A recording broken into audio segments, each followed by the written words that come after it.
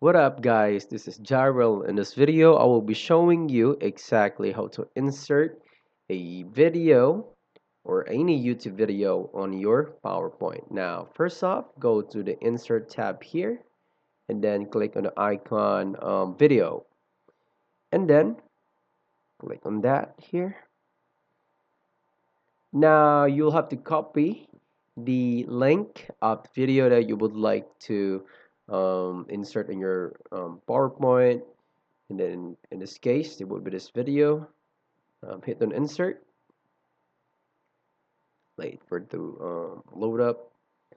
Now here it is guys, you can resize it to whichever size you want. You can size it down and then move it to the center.